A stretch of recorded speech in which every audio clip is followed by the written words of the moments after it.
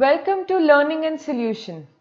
Today we are going to study the second poem of our book Flamingo, an elementary school classroom in a slum.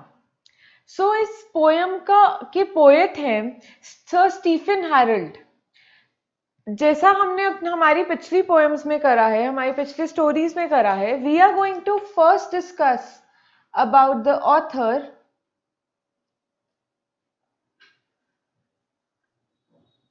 उसके बाद हम theme के बारे में बात करेंगे. Then we'll discuss the plot of the poem, explanation followed by questions.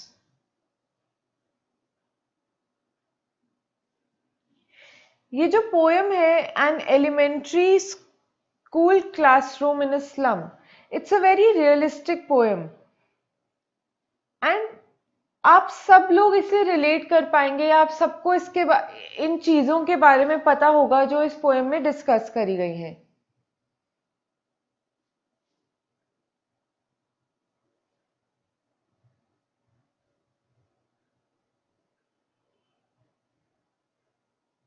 So starting with the author, Sir Stephen Harold Spencer. ये हमारे जो author हैं, he was born in 1909 in London and he was also an essayist. एक columnist भी थे, एक journalist भी थे. And उनकी themes क्या थी? His themes were concentrated on social justice and class struggle in his work. तो उन्होंने अपने वर्क के टाइम पे जो क्लासेस की डिस्क्रिमिनेशन देखी, स्ट्रगल कैसे करते थे वो लोग, his writings were concentrated on that. His poems expressed a self-critical and a compassionate personality. ठीक है.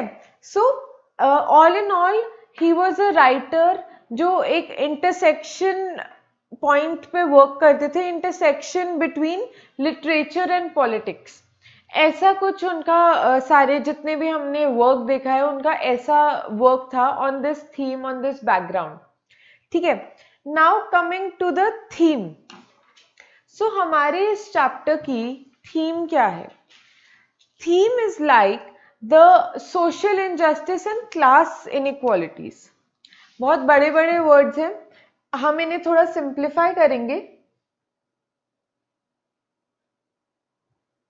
दो थीम्स के अराउंड ये पोएम रिवॉल्व करती है. Social injustice and class inequalities.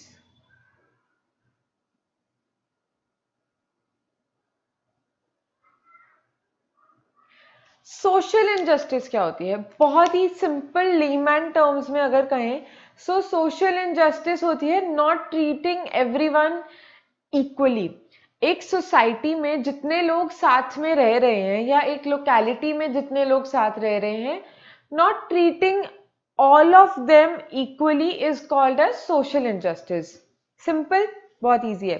ठीक है. अब हम डिस्कस करते हैं क्लास इनइक्वालिटीज क्या होता है. सो क्लास इनइक्वालिटीज होता है discrimination on basis of class और एग्जिस्टेंस. सो क्लासेस क्या होती है? जैसे आप सबने ये टर्म सुनी होंगी, lower class, middle class, business class. ये हमारी सोसाइटी में ऐसी कुछ क्लासेस डिफाइंड है एंड इन क्लासेस की डेफिनेशन किस बेसिस पे है? It is purely on basis of money, on basis of power. ये सारी चीजों के बेसिस पे हमारी ये क्लासेस डिवाइडेड है हमारी सोसाइटी में.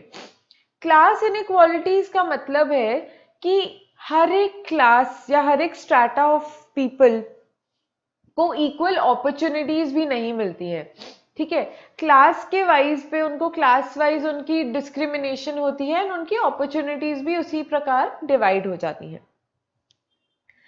तो ये opportunities and rewards are different for different social classes. ये मतलब है हमारी क्लास इनइक्वालिटीज का.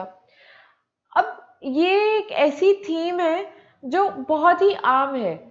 हम लोग अपनी रोज की बोलचाल में भी ये सब टर्म्स के बारे में बात करते हैं, बट इनके ये शॉर्ट टर्म्स जो है वो शायद हम यूज नहीं करते. तो ये जो डिस्क्रिमिनेशन होती है कि गरीब लोगों की गरीबी बढ़ती जा रही है, अमीर लोग अमीर होते जा रहे हैं, ये जो गैप बढ़ता जा रहा है, इस गैप की वजह से बहुत प्रॉब्लम्स फेस होती हैं which trickle down till the base level, मतलब बच्चों तक ये प्रॉब्लम्स का इफेक्ट होता है। हमारी ये जो पोयम है an elementary school classroom in a slum, इस पोयम में एक सेट है, मतलब अब मैं बात कर रही हूं हमारे प्लॉट की। सो जो हमारा प्लॉट कहता है कि एक क्लासरूम को डिफाइन करा गया है, क्लासरूम की डिस्क्रिप्शन दी गई है जो कि एक स्लम एरिया में सिचुएटेड है, जैसा कि हमारा टाइटल हमें बता रहा है। स्लम एरिया में सिचुएटेड है और उसमें जो बच्चे हैं ऑफ कोर्स वो भी सब गरीब घरों के बच्चे हैं, जिनके बारे में हम बात करने वाले हैं कि कैसा एक सिनेरियो है, कैसी सिचुएशन है, कैसा एटमॉस्फेयर है एक स्लम एरिया के या एक स्लम एरिया के क्लासरूम में। तो हम स्टार्ट करते हैं अपनी poem.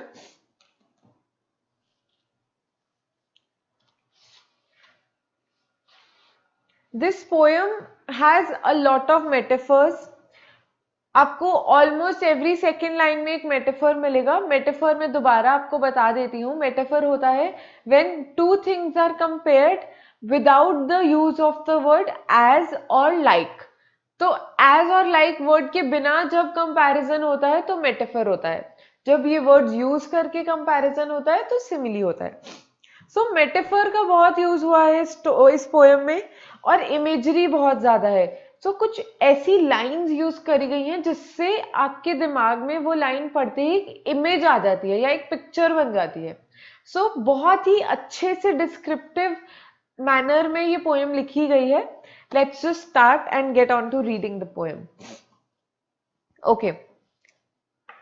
Far, far from gusty waves, these children's faces. Gusty waves क्या होता है? गस्टी का मतलब होता है बहुत ही ब्रीजी या windy. So two lines read करते हैं।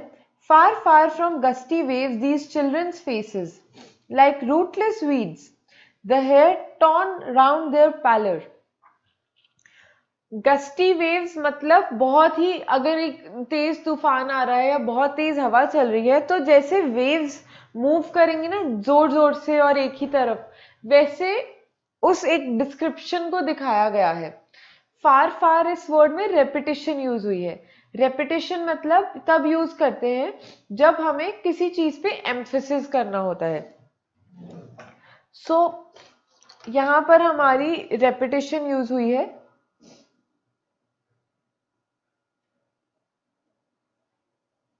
ठीक है। Far far from gusty waves, gusty waves मैंने आपको बता दिया है।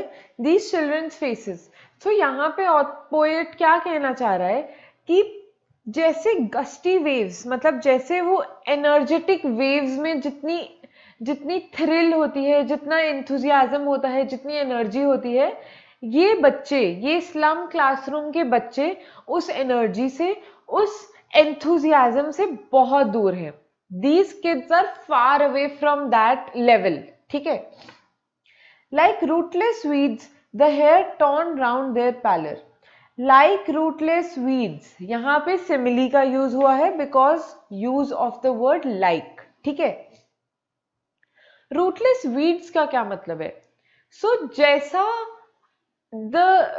just like these students, these weeds होती हैं, अनवांटेड प्लांट्स को वीड्स कहते हैं बेसिकली। रूटलेस वीड्स, उनकी कोई ज्यादा रूट्स पेन डाउन नहीं होती है, but they don't have any values, basically कोई बाइंडिंग फोर्स नहीं है, उससे बस प्लग करेंगे तो वो निकल जाएगी, ये होती है वीड्स। तो पोएट क्या कह रहा है? लाइक रूटलेस वीड्स, जैसे कि रूटलेस वीड्स की कोई बाइंडिंग पावर नहीं होती, जैसे उनकी कोई एक उनको इकट्ठा करने के लिए कोई फोर्स नहीं होती, जस्ट लाइक दैट ये these children the hair torn down their pallor. तो यहाँ पर इनको कंपेयर किया जा रहा है rootless weeds and these children को। ठीक है। So just like these weeds are unwanted in a farm or in a place, just like that poet कह रहा है these children are also unwanted in the society. ठीक है, जैसे कि ये कंपैरिजन इसलिए है क्योंकि वीड्स भी अपने एरिया में अनवांटेड होती हैं. No farmer wants weeds to grow in its farm और in its garden. Just like that ये बच्चे भी सोसाइटी में अनवांटेड हैं. They also don't hold any values, they also don't have any binding force, so they are also very unwanted in the society. The hair torn round their pallor. Hair torn round their parallel.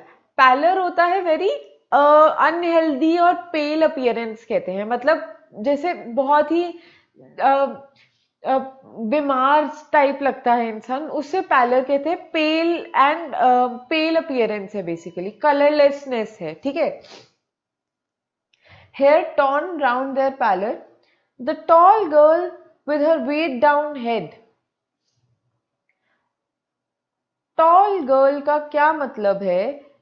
Tall girl. सो यहाँ पे poet क्या कहना चाह रहा है कि एक बहुत ही टॉल गर्ल बैठी है क्लास में with her weighed down head.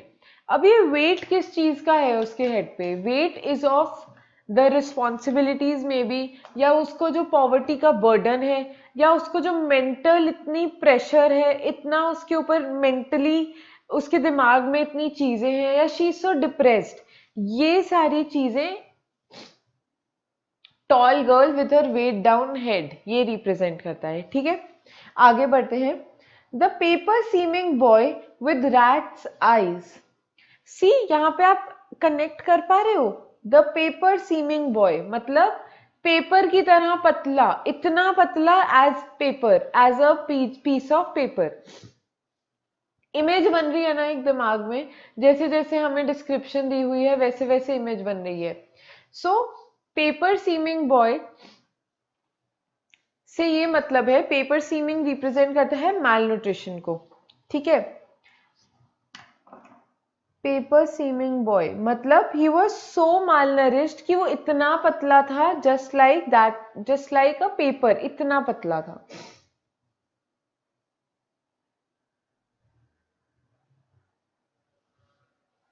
तो मैल नरिश था, इसलिए उसको बोला गया है paper seeming boy. With rat's eyes. Rat's eyes का क्या मतलब है यहाँ पे? आपने एक चूहे को देखा होगा जब वो छुप के बैठा होता है कहीं पे कोने में, बट उसकी आंखें एकदम अलर्ट होती हैं, बाहर को होती हैं. उसी तरह इस बच्चे की आंखें थी एकदम बड़ी बड़ी और बाहर को, may be because of the mall nutrition only. But एक और रीजन है यहाँ पे रैट्स आई यूज करने का. Rats eyes means rat size means कि he is always on lookout for a food.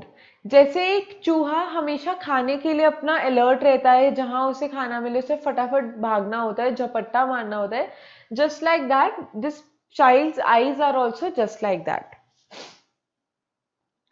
फिर आता है the stunted unlucky heir of twisted bones. Stunted का क्या मतलब है? Stunted means something that is not properly developed. ठीक है, something that is not properly developed. stunted मतलब हो सकता है उसमें कुछ malformation हो, उसकी अजीब सी फॉर्मेशन हो, properly कुछ डेवलप नहीं हुआ हो. unlucky heir of twisted bones. अब हमें पता चलता है that he is an unlucky heir of twisted bones. heir मतलब he is an offspring मतलब बच्चा, मतलब अनलकी बच्चा. इसका क्या मतलब हुआ? उसके पापा को प्रोबेबली कोई डिजीज थी. सी यहाँ पे लिखा है the stunted unlucky heir of twisted bones reciting a father's gnarled disease his lesson from his desk. So यहाँ पे एक बच्चे के बारे में बताया गया है हु इज प्रोबेबली, जिसके बॉडी में कोई मैलफंक्शन है. Why? Because he is unlucky. Unlucky क्यों? क्योंकि उसे ये डिजीज इनहेरिट करी उसने, उसे ये डिजीज अपने फादर से मिली. ठीक है, अब उसकी गलती नहीं है, जेनेटिक डिजीज है, उसके पापा को भी कुछ ऐसी प्रॉब्लम थी तो उसके अंदर भी आ गई. बिकॉज ऑफ विच उसकी बोन्स आर ट्विस्टेड, फॉर्मेशन में कुछ इश्यू है, बोन्स ट्विस्टेड है, उसकी हड्डियां टेढ़ी मेढ़ी हैं. Reciting a father's gnarled disease his lesson from his desk. मतलब उसकी बॉडी की मालफॉर्मेशन की वजह से he is not even able to stand up, वो अपने डेस्क पे ही बैठ के अपना चैप्टर रिसाइट कर रहा है, जो भी रिसाइट कर रहा है, his lesson from his desk. Okay, let's move ahead. So at back of a dim class, one unnoted, sweet and young, his eyes live in a dream of squirrel's game in tree room other than this. So यहाँ पे एक और बच्चे की description दी हुई है. अभी तक हमने 3 बच्चों की डिस्क्रिप्शन देख ली. एक अ टॉल गर्ल, ठीक है, first. Second paper seeming boy. Third हमने देखा द अनलकी एयर. ये 3 बच्चों की डिस्क्रिप्शन आ गई. अब चौथा यहाँ पे वो कहता है one unnoted sweet and young, एक और बच्चा जो he who is sitting at the back, इसीलिए वो किसी को दिखाई नहीं दे रहा है, वो छुप के कहीं पीछे बैठा हुआ है, ठीक है. His eyes live in a dream of squirrels game. अब यहाँ पे बताया जा रहा है that he is not physically present in the he is physically present in the class but mentally वो कहीं और किसी और जगह के बारे में सोच रहा है. किसके बारे में सोच रहा है? स्क्विरल्स गेम के बारे में सोच रहा है. वो इमेजिन कर रहा है एक ट्री रूम, उसको बाहर का जो बाहर का एटमोस्फेयर या उसको डे ड्रीमिंग जो चल रही है उसके माइंड में, वो उसके बारे में सोच रहा है. वो क्लास में बैठा तो है बट उसका दिमाग, उसका ध्यान सारा कहीं और है. सो दैट इज वाई वो पीछे छुप कर कहीं बैठा हुआ है. हेंस यहाँ पे लिखा है sweet and young one unnoted boy, ठीक है. His eyes live in a dream. He is always dreaming. ठीक है, he is not listening to what the teacher is saying. He is just dreaming. तो यहाँ पे एक बहुत it's a antithesis here. Antithesis between openness of a tree room. मतलब जैसे एक ट्री रूम के आसपास एक खुला मैदान होता है, ग्रीनरी होती है, तो यहाँ पे एकदम कॉन्ट्रास्ट दिखाया जा रहा है. एंटीथीसिस कहते हैं कि between the open tree room and the dim classroom in which he is sitting. ये दो चीजें हैं जिनके बीच में एक एंटीथीसिस है, ठीक है. ये था हमारा फर्स्ट पैराग्राफ जिसमें हमें 4 स्टूडेंट्स या 4 children sitting in that classroom के बारे में डिस्क्रिप्शन दी गई है. Okay, then we move on to the next paragraph on sour cream walls donations. Let's stop here. Sour cream walls, यहाँ पे भी एक मेटाफर यूज हुआ है. अब सार क्रीम वॉल्स को यहाँ पे बताने का क्या मतलब है? सार क्रीम वॉल्स मीन्स, सार क्रीम एवरीवन अंडरस्टैंड्स, बहुत ही मलाई को क्रीम कहते हैं. सार क्रीम जिसका जो खराब हो गई हो, सो उसका कलर बहुत येलोइश होता है, पीला सा होता है, इट्स टेस्ट्स वेरी बैड. सो यहाँ पे क्लासरूम की वॉल्स को सार क्रीम वॉल्स बोला गया है. क्यों? 1 बिकॉज बहुत ही डर्टी होती है, सार क्रीम की तरह वॉल्स भी डर्टी हैं, शायद इसीलिए उनको सार क्रीम बोला गया है. And they are smelling also because sour cream has a very pungent smell. तो वैसे ही क्लासरूम की वॉल्स को डिस्क्राइब किया गया है. अगेन यहाँ पे वो इमेजरी आपके दिमाग में इमेज बननी चाहिए कि कैसा एक क्लासरूम है जिसकी बहुत ही डिम लाइटिंग है और colour of the walls is like yellowish, pale yellowish. On sour cream walls donations. अब यहाँ बताया जा रहा है कि वॉल्स पे क्या था. Shakespeare's head, cloudless at dawn, civilized dome riding all cities, belled, flowery, Tyrolese valley. सो ये सारी चीजें हैं जो डोनेशंस, मतलब जो रिच लोग उनके क्लासरूम को या उनके स्कूल को आगे कुछ सामान डोनेट करके जाते थे, वो चीजें इनकी क्लासरूम में लगी हुई हैं. यहाँ पे हमें लिखा है शेक्सपियर्स हेड. शेक्सपियर्स हेड सिर्फ उसकी फोटो लगी हुई थी क्लास में. क्लाउडलेस एट डॉन एक और पिक्चर थी जिसमें बहुत ही ऐसे एक सीनरी बनी हुई थी. देन सिविलाइज्ड डोम राइडिंग ऑल सिटीज, मतलब बड़े बड़े घर, ऐसी भी एक इमेज लगी हुई थी क्लासरूम में. बहुत tall tall buildings with dome shaped, उनके जो रूफटॉप्स वर डोम शेप्ड. ऐसे। एंड टायरोलीज वैली की फोटो थी। Tyrolese valley is in Austria, बहुत ही ब्यूटीफुल वैली है। It is full of flowers, bell shaped flowers होते हैं एंड ग्रीनरी, एकदम ब्यूटीफुल सी पिक्चर उनकी क्लास में लगी हुई थी। एक और चीज थी, open handed map awarding the world its world. इस लाइन को हम थोड़ा ध्यान से पढ़ेंगे, open handed map awarding the world its world. So map का क्या पर्पस था? मैप का पर्पस ये था, मैप क्या होता है, मैप किस लिए लगा होता है? सो जस्ट टू टेल कि दुनिया में ये सारी जगहें एग्जिस्ट करती हैं, ठीक है। ये वर्ल्ड मैप उनकी क्लासरूम में था। अब आगे वो कह रहे हैं, and yet for these children these windows not this map their world. So यहाँ पे क्या बताया जा रहा है कि इन लोगों के लिए क्लासरूम में इतनी सारी चीजें लगी हुई थी which are out of their reach. Shakespeare's head, Shakespeare's head क्या सिग्निफाई करता है या क्या रिप्रेजेंट करता है? सो शेक्सपियर के जितने प्लेज होते थे वो सारे होते थे एकदम एलीट क्लास के बारे में। एलीट क्लास मतलब जो राजा महाराजा होते थे उनकी कहानियां, उनका पैलेस, उनके लैंग्वेज, एकदम एलीट क्लास को रिप्रेजेंट करने वाला शेक्सपियर, उसके ही वाज, उसका हेड की पिक्चर लगी हुई थी उनकी क्लास में। एंड जस्ट आयरनी यहाँ पे क्या है कि ये बच्चे जिनको कभी उसका प्ले पढ़ना तो क्या समझने का भी उनका कोई, देर इज नो स्कोप कि वो उनके प्लेस को कभी पढ़ेंगे या अगर पढ़ भी लिया तो कभी समझ पाएंगे, क्योंकि उन्होंने कभी ऐसा सीन देखा ही नहीं, उन्होंने कभी ऐसा कुछ सुना ही नहीं अपनी लाइफ में। तो इसीलिए इट्स एन आयरनी कि ऐसी ऐसी डोनेशन या ऐसी ऐसी चीजें उनके उस शैबी से क्लासरूम में, छोटे से सार क्रीम कलर वॉल्स वाले क्लासरूम में लगी हुई थी। अपार्ट फ्रॉम दैट, जैसे Tyrolese valley, it's a very beautiful valley, जैसे मैंने बताया, जिसका एक्सेस वो कभी जा ही नहीं पाएंगे वहां। इट इज जस्ट इम्पॉसिबल, उनके लिए कोई साधन ही नहीं है वहां तक पहुंचने का। वो छोड़े, और भी कोई भी ग्रीन जगह जहां पे वो खेल कूद कर पाए, ऐसी कोई उनके आसपास जगह ही नहीं है। तो ये भी एक आयरनी है कि ऐसी फोटो है जहां पे वो कभी पहुंच नहीं सकते। ओपन हैंडेड मैप मैंने आपको बता दिया है, वर्ल्ड मैप की सिग्निफिकेंस। वर्ल्ड मैप लगा है सबको बताने के लिए कि ये सब जगहें एग्जिस्ट करती हैं। लेकिन यहाँ पे एंड येट, इन लोगों के लिए उनका वर्ल्ड क्या है, यहाँ बहुत क्लियरली मेंशन्ड है, these windows not this map their world. मतलब इन बच्चों के लिए, इन स्लम एरिया के बच्चों के लिए वर्ल्ड क्या है, उनकी दुनिया है सिर्फ वो, वही जो वो विंडो के बाहर देखते हैं। वो विंडो के बाहर क्या देखते हैं?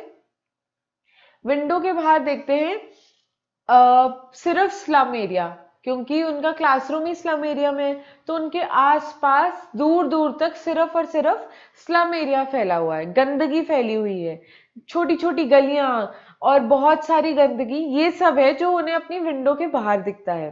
सो उनके लिए उनकी दुनिया वही है, चाहे उनकी क्लासरूम वॉल्स पे बड़ी बड़ी इमेजेस लगी हों, बहुत सुंदर सुंदर सीनरीज लगी हों, उनके लिए वो सब कुछ नॉट एक्सेसिबल है, वो वहां तक नहीं पहुंच सकते। उनकी दुनिया बस वही स्लम एरिया है। Where all the futures painted with a fog, all the future is painted with a fog, मतलब उनका जो फ्यूचर है वो सब कुछ बहुत ही फॉगी है। फॉगी से यहाँ पे क्या रिप्रेजेंट करता है? बहुत ही अनसर्टेन है। सो उनका फ्यूचर, जिसका उन्हें उन्हें खुद भी नहीं पता है, किसी को नहीं पता है उनका फ्यूचर कैसा होगा, बट उन्हें ये पता है उनकी दुनिया वही है, वही स्लम एरिया है उनकी दुनिया, क्योंकि वो वहीं पैदा हुए थे एंड वहीं, उसके बाहर उनके लिए निकलना बहुत ही मुश्किल है। Where all their futures painted with a fog. A narrow street sealed in with a lead sky. तो विंडो के बाहर क्या देखा? Let's read again this line. And yet for these children these windows, not this map, their world, where all their futures painted with the fog, a narrow street sealed with a lead sky. Lead sky यहाँ पे दोबारा metaphor use हुआ है। Lead sky क्या represent करता है? Lead as a metal is very poisonous.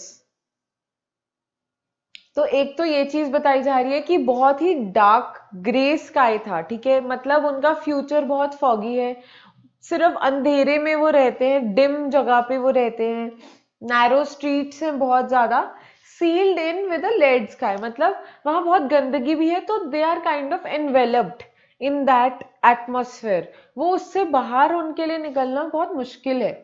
छोटी छोटी गलियां, sealed in with a lead sky, poisonous होती है लेड, और बहुत बहुत ही हैवी मेटल भी होता है ये। Far far from rivers, capes and stars of words.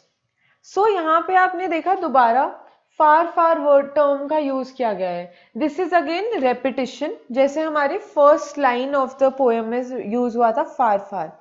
तो एम्फिसिस क्या हो रहा है यहाँ पे कि ये बच्चे they are far away from rivers, capes and stars of words. Stars of words kind of represents knowledge. They are very far away from knowledge, from all these beautiful things जो हमारे world में exist करती हैं, these rivers या these valleys, mountains, इन सब चीजों से वो बहुत ही दूर हैं, and they don't have the means or they don't have the money to achieve that or to go and visit these places. तो इसीलिए यहाँ पे far far word का यूज किया गया है। ये हमारे थे 2 paragraphs. The later part of the poem along with the questions we'll discuss in our next lecture. See you.